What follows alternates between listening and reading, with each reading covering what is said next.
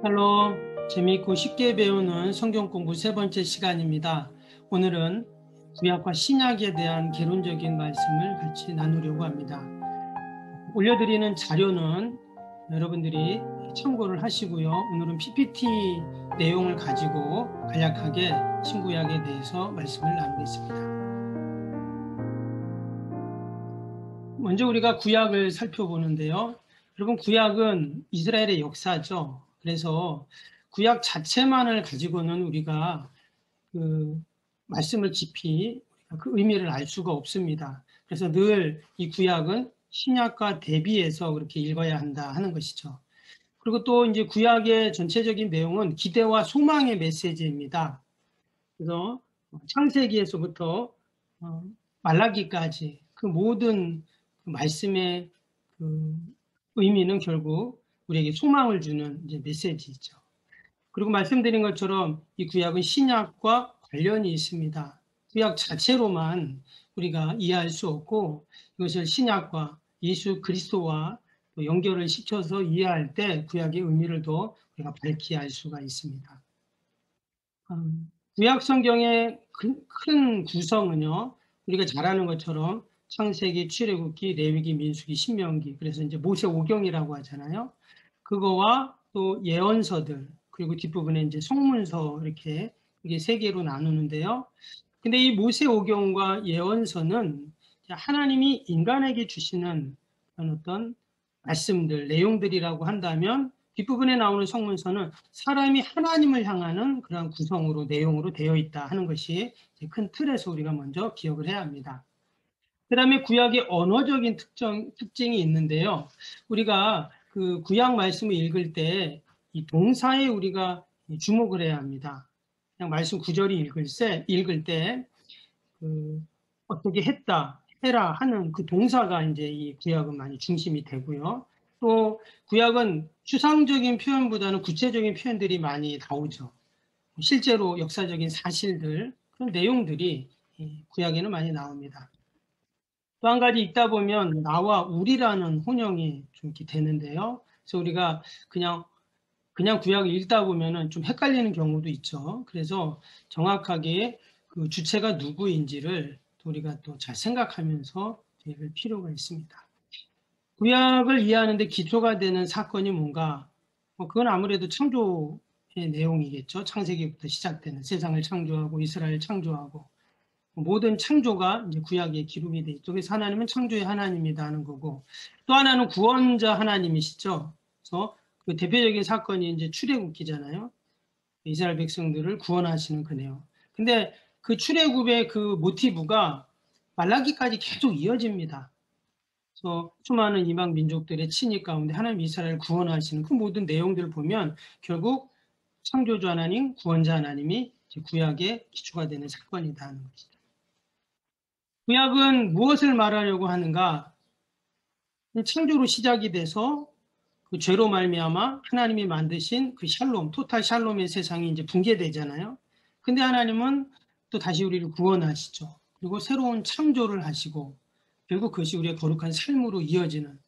그래서 이 큰 틀 속에서 이제 구약이 이제 진행이 된다라는 것입니다. 구약의 구체적인 내용들을 보면 말씀드린 것처럼 이제 모세오경이 있잖아요. 그래서 창세기는 하나님의 세상의 창조의 사건, 또 이스라엘의 또 시작을 알리는 그런 내용이죠. 그 다음에 출애굽기는 모세를 통한 하나님의 구원의 드라마들을 기록을 하고 있습니다. 그 다음에 이제 이어진 게 레위기잖아요. 레위기 하면 우리가 가장 큰 제사잖아요. 우리를 지금 이제 예배인데, 그래서 어떻게 출애굽한 이스라엘 백성들, 구원받은 백성들이 예배자의 삶을 사는가, 예배 공동체가 되는가를 이제 레위기를 통해서 말씀을 합니다. 그 다음에 이제 민수기 내용은 시내산에서부터 새롭게 이제 그 광야 생활하고 또 그들이 이제 가나안에 들어가기 전까지, 그래서 거룩한 백성의 삶이, 택함받은 구원받은 자의 삶이 어떤 것인지를 쭉 이제 설명을 하죠. 그다음에 신명기도 또 약간 반복되는 내용이잖아요. 그래서 모세의 마지막 설교 내용들이 쭉 나옵니다. 그다음에 이제 전기 예언서라고 이렇게 이야기하는데요. 이 신명기를 기준으로 해서 이제 이스라엘의 왕들이 세워지기 전과 그 이후의 상황들을 이제 기록을 하고 있는 내용들입니다. 첫 번째가 이제 여호수아서잖아요. 그래서 여호수아서에 가나안에 들어가서 땅을 정복하고 또 그것을 분배하는 그런 내용들. 그리고 사사기는 이제 그들이 하나님 없이 또 자기의 소견대로 옳은 대로 행하는 그런 어떤 모습들을 쭉 기록을 하고 있습니다. 그래도 하나님께서는 그때그때마다 사사를 세우셔서 또 이스라엘 백성들을 구원하시는 그런 내용들이 나오죠. 그다음에 사무엘 상하, 열왕기 상하는 아시는 것처럼 이제 사사기 이후에 그들이 이제 왕을 원하잖아요. 이스라엘 백성들이. 그래서 왕이 세워지고 사울 왕, 그다음에 다윗 왕, 그 이후에 또 이제 솔로몬까지 이어지면서 그리고 이제 분열왕국 시대의 내용들이 쭉 나오게 됩니다. 후기 예언사라고 하면 우리가 잘 아는 선지서들을 이렇게 좀 우리가 이해할 수가 있잖아요. 그래서 그것을 또 대선지서, 또 소선지서 이렇게 이제 좀 나눕니다. 그래서 우리가 아는 호세아, 아모스, 미가, 예레미야, 스바냐, 나움, 하박국, 에스겔, 이사야, 학개, 스가랴, 말라기 뭐 이런 내용들이 이제 이 예언서에 이제 포함이 되는 내용이죠. 그럼 올려드린 자료를 보시면 그 이제 좀 전체적인 요약과 또 그 예언서들의 내용들이 간략하게 기록이 되어 있습니다. 또 우리가 아는 것처럼 이제 시편, 욥기, 잠언, 룻기 이런 거는 뭡니까? 이제 우리가 또 시가서라고 하면서 이것은 이제 성문서라고도 이야기를 하죠. 그래서 각 그 구약 책들의 내용이 또 이제 기록이 되어 있습니다. 전도서, 다니엘서, 에스라, 느헤미야, 역대, 상하서 같은 내용이죠. 우리가 구약을 읽으면서 꼭 기억하는 것이 뭐냐? 말씀드린 것처럼 신약이와 연결이 돼야 된다는 것입니다. 그래서 구약 자체만으로 우리가 읽으면 말 그대로 그냥 이스라엘의 역사를 읽고 끝나는 것밖에 안 되는 거죠.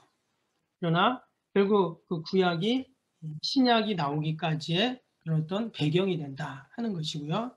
또 하나는 그 안에 있는 하나님의 나라에 대해서 우리가 이야기했죠. 그래서 예수님이 이 땅에 오셔서 이 하나님의 나라를 말씀을 하셨는데 그 나라는 사실 눈에 보이는 이스라엘이라는 그 세상 나라를 넘어 이제 영적인 나라이잖아요.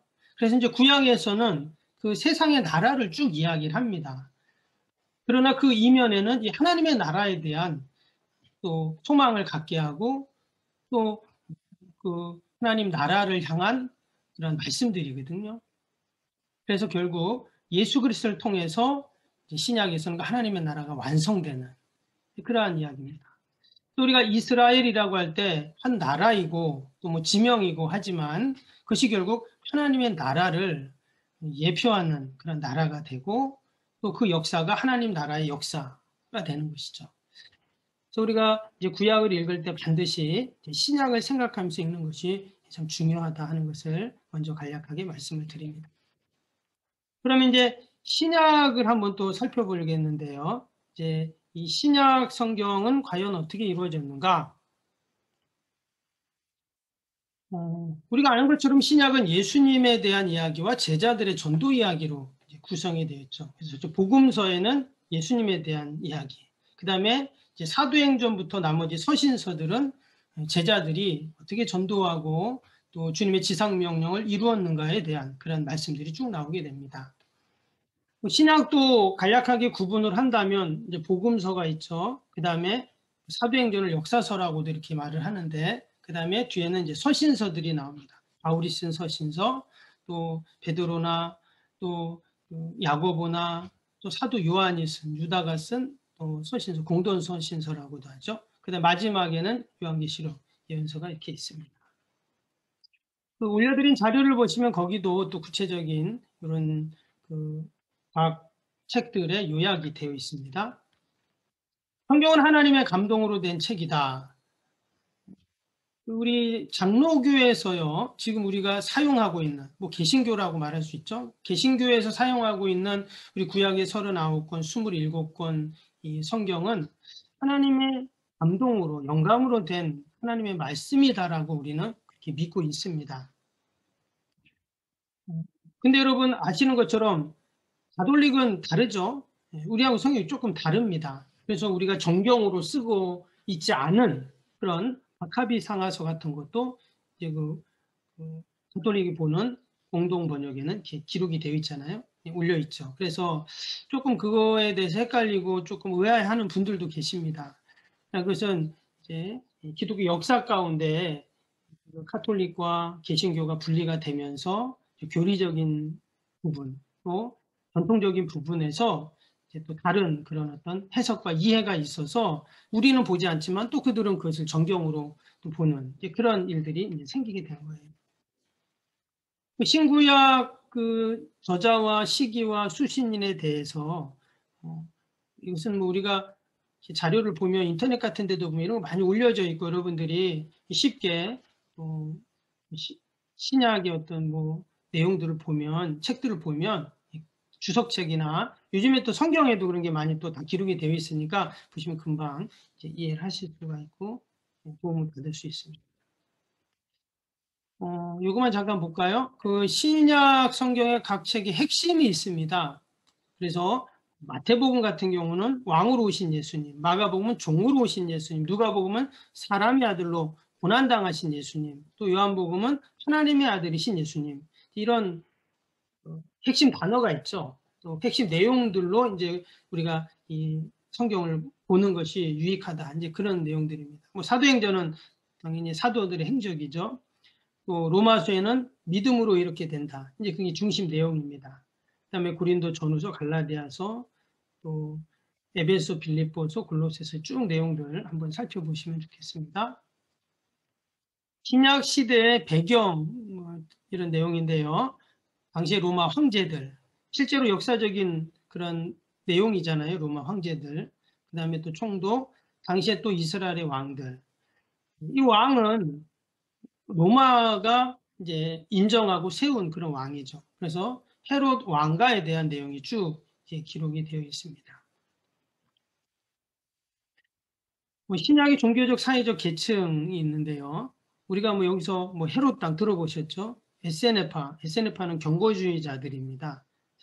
세례 요한 같은 경우가 이제 에세네파라고 하죠. 광야에 가서 그래서 그들이 공동생활하면서 또 그들이 이제 성경을 쓰고 거기서 예배드리고 했다 이런 얘기를 합니다. 그 다음에 암하레츠라고 들어보셨나 모르겠는데요.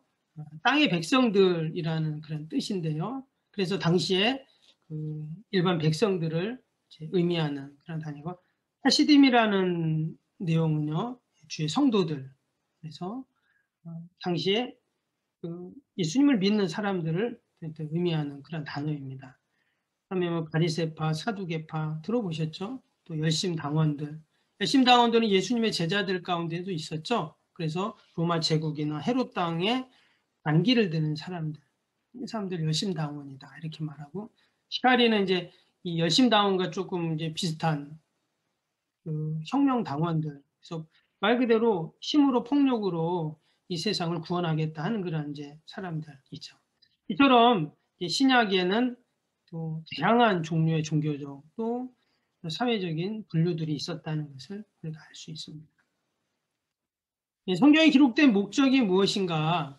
그것은 요한복음 20장 31절 말씀처럼 예수님이 하나님의 아들이시고 그리스도이심을 믿고 영생 얻기 위함이다. 분명히 말씀을 하셨습니다. 그리고 이 성경은 결국 우리로 구원에 이르게 하는 지혜를 얻게 하고 하나님의 사람으로 온전케 하고 모든 선한 일을 행할 능력을 갖추게 하기 위해서 하나님이 성경을 기록하셨다.